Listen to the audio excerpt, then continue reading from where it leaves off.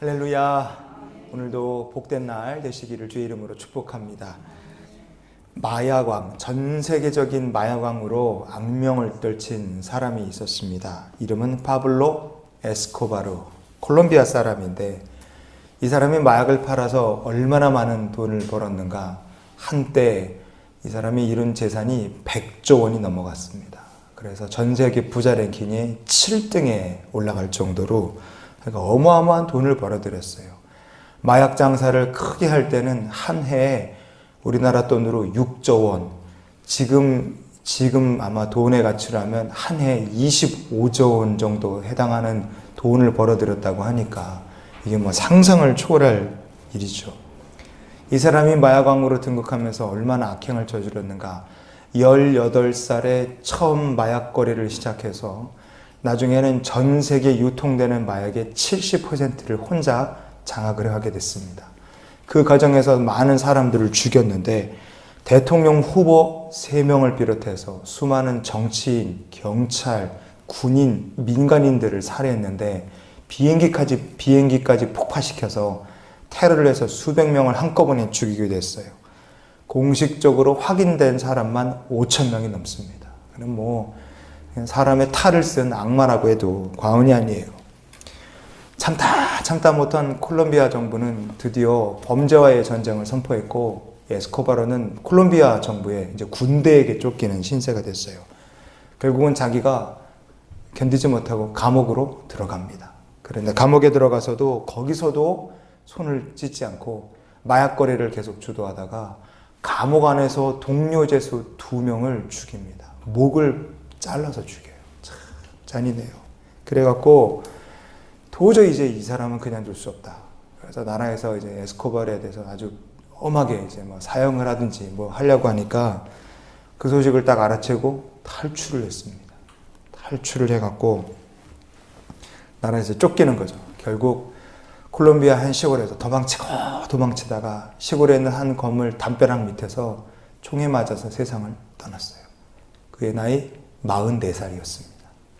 18살에 마약 장사를 시작해서 마약 왕으로 한때는 재산이 100조 원이 넘었던 사람이 맨 마지막에는 인생 44살 아직도 한참인 그 나이에 그냥 시골에서 총에 맞아서 정말 비참한 시체가 돼서 세상을 떠났습니다. 잠언 12장 3절 오늘 말씀해 보면 사람이 악으로서 굳게 서지 못한다 그랬어요. 악으로서 굳게 서지 못한다. 100조 원의 돈이 있어도 손에 피 묻힌 돈으로 악으로서 일어난 사업은 그 사람의 인생에 복이 되지 못한다. 우리가 기억해야 되지 않겠습니까? 어제 우리는 토부, 하나님께서 보시기에 좋았더라. 바로 하나님께서 보시기에 좋은 사람들이 되려면 어떻게 되느냐. 끝까지 믿음의 길을 걸어가는 자가 되어야 된다 하는 걸 살펴봤습니다. 하나님께서 보시기에 좋은 자는 하나님께서 주시는 은총을 입습니다. 시냇가에 심겨 놓은 나무처럼 그 삶이 무성하고 잘 되게 되는 것을 기억하시기 바라요. 왜냐하면 하나님의 축복이 임하기 때문에 그렇습니다. 반대로 악인은 절대로 굳게 서지 못하죠. 하지만 의인은 뿌리가 뽑히지 않고 뿌리가 움직이지 않는다 말씀해요. 의인의 특징이 무엇일까요? 의인의 특징, 하나님을 자기의 영원한 상급으로 삼습니다. 세상에 있는 것이 물질이나 뭐 성공이 나의 상급이 아니라 하나님께서 나의 영원한 상급이에요. 우리가 그런 성도 될 수 있기를 주의 이름으로 축원합니다. 하나님을 나의 영원한 상급으로 붙잡고 가는 사람이에요.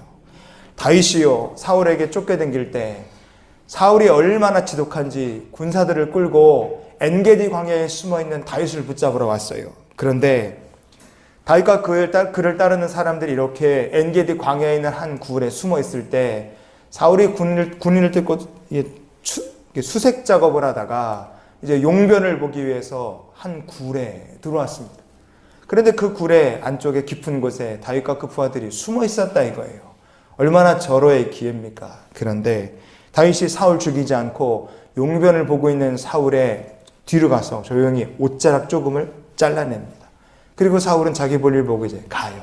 먼 길을 가는데 다윗이 어떻게 했습니까?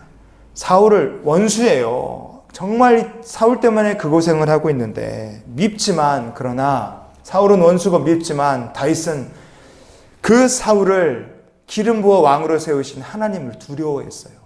사울의 옷자락 잘라낸 것도 그에게는 괴로운 일이었습니다. 그래서 다윗은 이렇게 얘기를 했습니다. 자, 사무엘상 24장 6절을 같이 읽어보시겠습니다.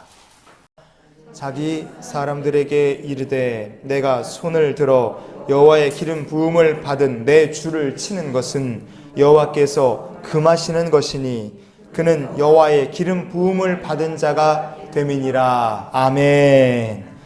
다윗은 사울의 손보다 하나님의 손을 더 두려워하는 사람이었어요. 그래서 사울이 용변 마치고 멀리 떠나갈 때쯤 다윗이 이렇게 불러서 외칩니다. 사무엘상 24장 13절 계속 읽어보시겠어요? 옛 속담에 말하기를 악은 악인에게서 난다 하였으니 내 손이 왕을 해하지 아니하리이다. 아멘. 악은 악에서 난다. 여러분, 하나님을 의지하는 자는 선에서 선을 낳고 하나님을 나의 영원한 소망으로 삼지 못하는 사람은 결국 그의 하는 모든 일이 아무리 세상에서 법적으로 문제가 없어 보여도 결국 그를 통해서는 악에서 악이 날 수밖에 없다는 걸 우리가 기억해야 됩니다. 다윗의 행동은 하나님께서 보시기에 참 좋았어요. 보시기에 좋았습니다.